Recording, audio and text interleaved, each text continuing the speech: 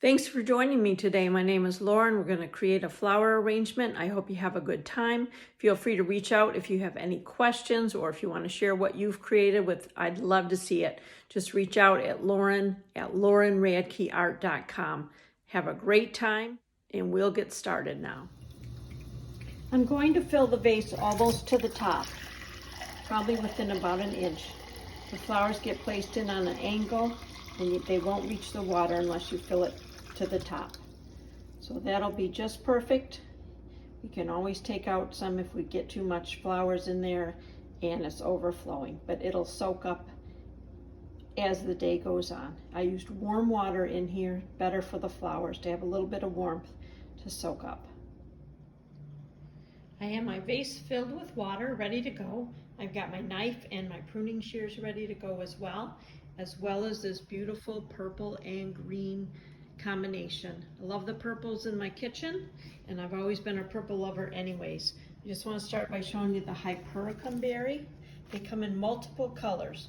Green looks good all year, but there's a lot of russets and kind of rusty and peachies, depending on your color combinations, that can look lovely. Here's some purple Dianthus. It was on the clearance, but it still looks beautiful.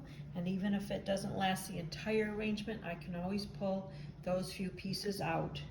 Over here we have our Alstromeria.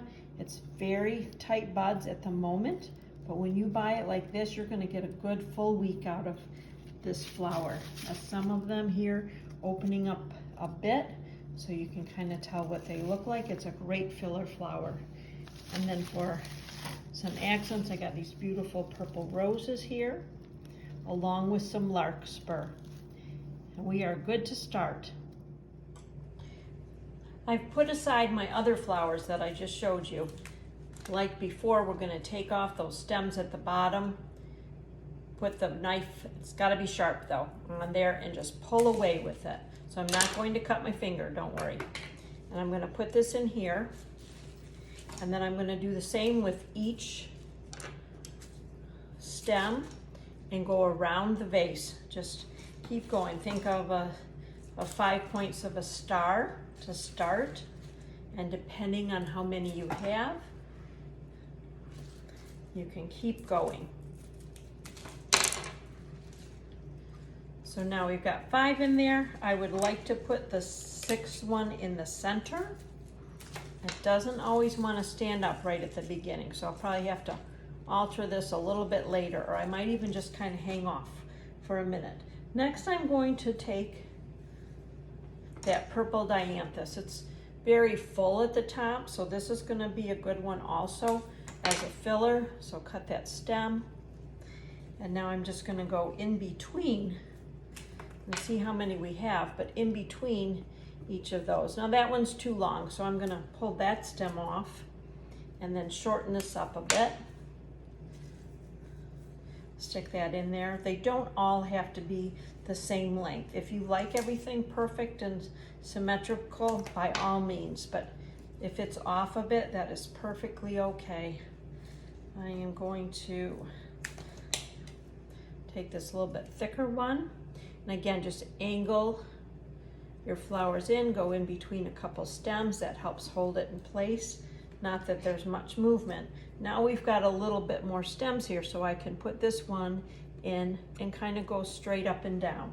And that actually is going to allow me to be able to put this other Alstromeria in right next to it. Just kind of find that little tight spot, and then it will tend to stand up. I've got one more little stem, so we're just going to throw that in right there like that. Next, we're going to add these beautiful purple roses.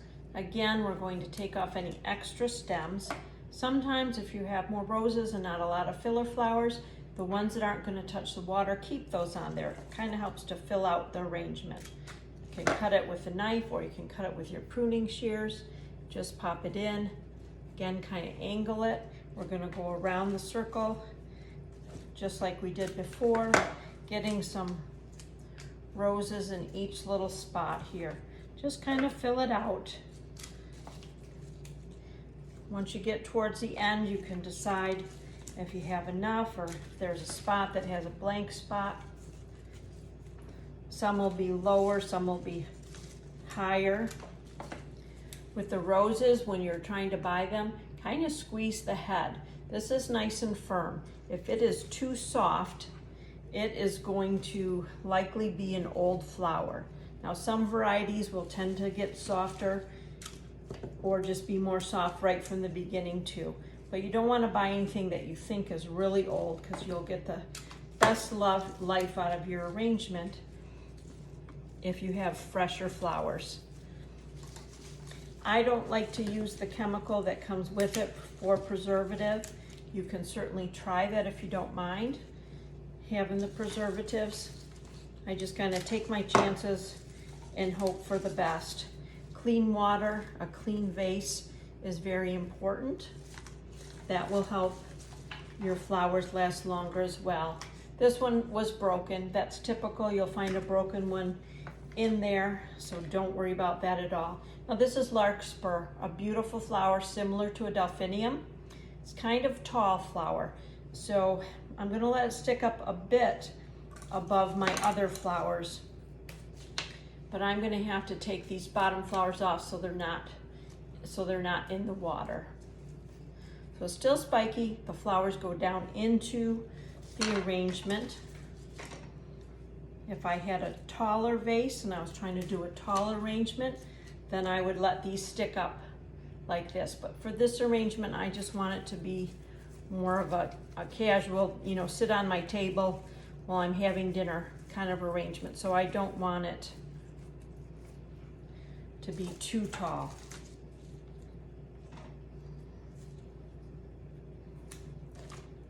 There's only one more of these, so I think I'm gonna replace what I've already put in.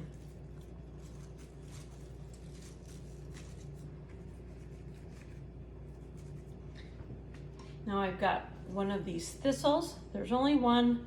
The stem's kind of short, so I can't really cut it too well. So we're just gonna try to see what happens when I put this in the center.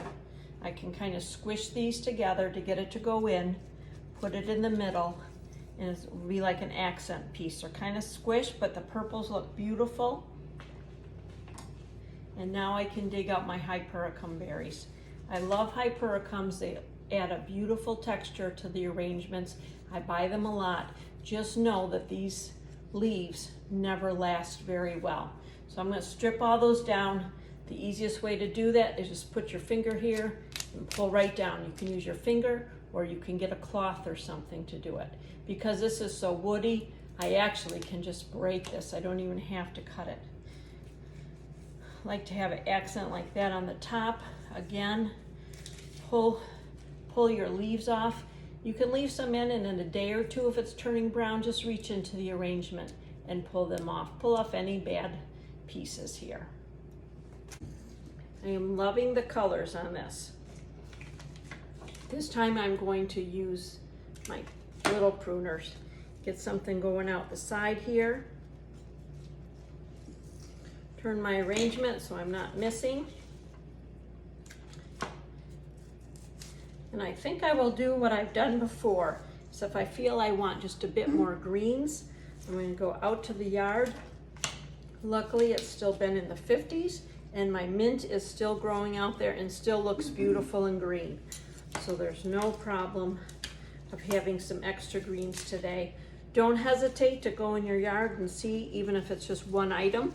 I always have a lot of ferns in the summertime, and I'm always stealing a frond or two from the ferns to get the arrangement looking good. Now this one came with one leaf, one stem of green.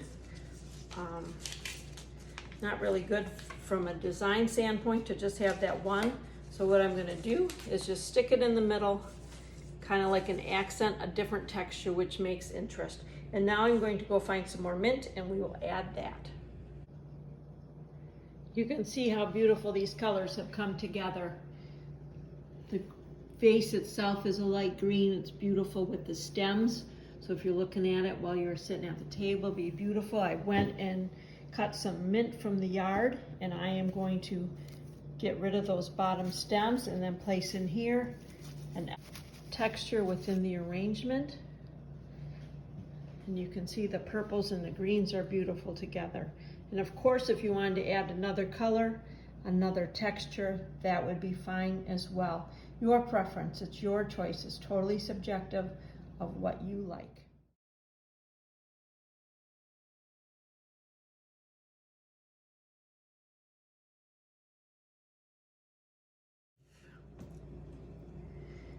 Thanks for joining me today. I hope you had fun. I hope you have fun making your own creation. I'm happy to see what you made. If you want to share it with me, at lauren@laurenradkeart.com. It's always fun. I'd love to see your color combinations. They always add a bright and cheerful spot into our homes. Have a great day. Thank you.